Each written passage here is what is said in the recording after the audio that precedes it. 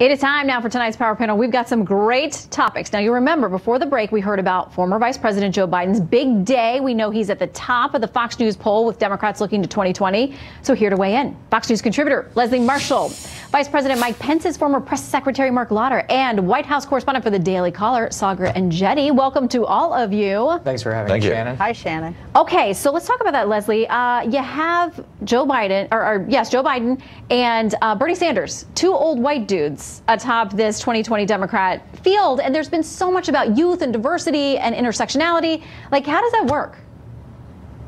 Well, as a Democrat, I do feel that those of us on the left want to see an old white guy in the office right now called Donald Trump become a one-term president. So it really doesn't matter the diversity, if you will, of the candidate. It matters the strength of the candidate being able to beat Donald Trump and make him a one-term president. I've said before on your show, I think Joe Biden is that candidate because I think he could embrace the working class in states like Michigan, Wisconsin, and Pennsylvania. And in addition to that, I think he could, with that no malarkey attitude verbally, I think he could give Trump a run for his money in sparring.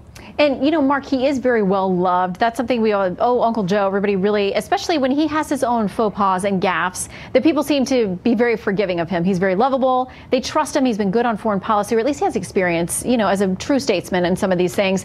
But we all know that when somebody actually starts running, the knives come out from your own party and from externally, too. I mean, do you think that will happen to him as much of a beloved character as he is? Absolutely. You're going to have 30, 40 Democrats running, and what they're all going to do is run to as far left as they can go, because that's how you're going to get the nomination.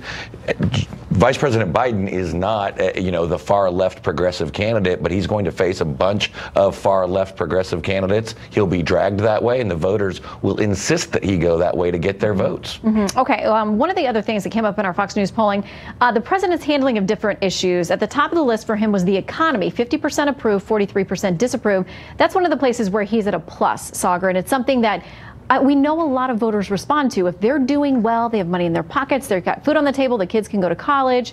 That's something that really resonates when people finally decide to go to the ballot box. Yeah, that's absolutely right. And we see a lot of the things that dominate the headlines here in Washington. They're not really the things that a lot of people care about. As long as, gas prices are decent, as long as they see the economy trending upwards, those are the things that they look for. And then they want to see where they can cut costs on maybe issues like health care. And then we have a few of the cultural things like immigration that they do end up caring about, or climate change in the behalf of the Democrats, like was being talked about earlier. So as long as the economy stays steady, the president's probably going to be in pretty good shape heading into re-election. Okay, so let's talk about cultural issues since you bring that up. I want to read a headline from lifenews.com. The headline is, Democrats introduce bill requiring U.S. to call abortion a human right. Now, this is referring to a report put together by the State Department. It says the Reproductive Rights or Human Rights Act would require the U.S. State Department to include abortion on demand and other reproductive rights in its annual human rights report. It's a reaction to the Trump administration, which earlier this year prioritized real human rights issues by removing references to so-called rights to abort an unborn child from the report. That's their characterization of it. Leslie, your response? Well, first of all, it is life news in their characterization. It is not, in my opinion, and if you just look at what was there versus what's being asked to be put back, entirely accurate.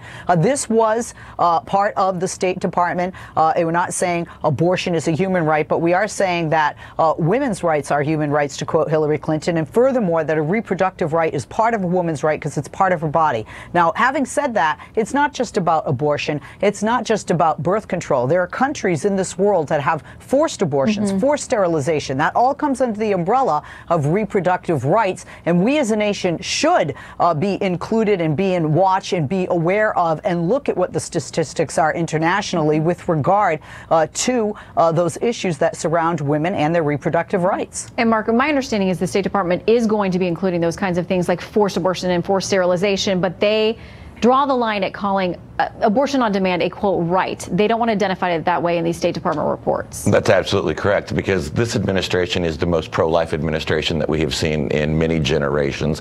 And there's no circumstance that I can see where this administration is going to say taking a human life is a human right. It's just morally offensive to even compare those two or to equate them. We will fight for women's rights and for refugees and to stop these forced sterilizations and abortions that are going on.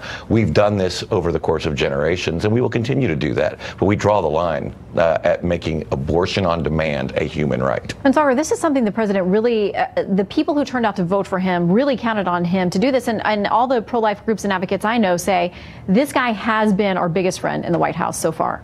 Yeah, I mean, he's probably going to, if this were to go anywhere, he would forcefully reject it. He knows that the evangelicals are a huge part of the reason that he's been put into the White House. You know, he said that he had a personal conversion to the pro-life issue some time ago, and he has really stood firm on this. And like you said, all of the pro-life groups that I speak to on a regular basis have told me that they are absolutely, you know, in any interest group that has supported this president, they are probably the ones who have come out the best in terms of this administration. Now, we're going to talk a little bit later about this week that a number of them are very upset that he hasn't found a way to defund Planned Parenthood, and that's more on the Hill, and they're upset with lawmakers not getting it together on that. All right, one final topic I want to get you all to comment on this. This has to do with Sports Illustrated using Dr. Christine Blasey Ford, obviously the Justice Kavanaugh accuser, to present an award to a young woman, a lawyer, a former gymnast who stepped up and was one of the people to expose Larry Nassar, who has pled guilty to child porn charges and a number of sexual assaults. Beckett Adams, writing in the Washington Examiner, "What's wrong with you?" Sports Illustrated says, by trotting out Ford as some sort of celebrity abuse victim, the magazine has devalued its Inspiration of the Year trophy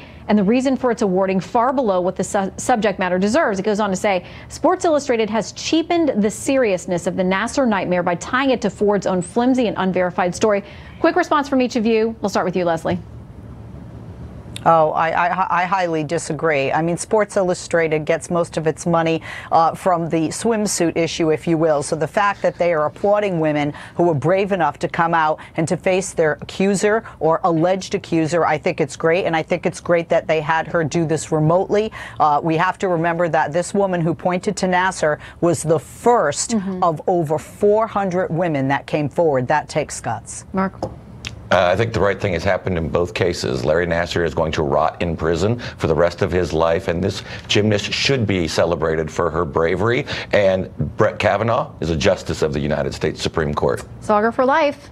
Yeah, it's unfortunate that they would even choose somebody who could be even remotely political with somebody so, you know, so disgusting and related to the Larry Nassar case. And I'm glad that she's getting the award. I just wish that they hadn't even made it so that we would have to talk about it today and we could just celebrate her. Yeah, and we talked a little bit during the commercial too about how many ESPN and Sports Illustrated and other sports organizations are getting so involved in politics, and some of their viewers love it, others don't want anything to do with it. So we'll see. All right, Leslie, Mark, and Sagar, thank you all very much. Thank you, Shannon.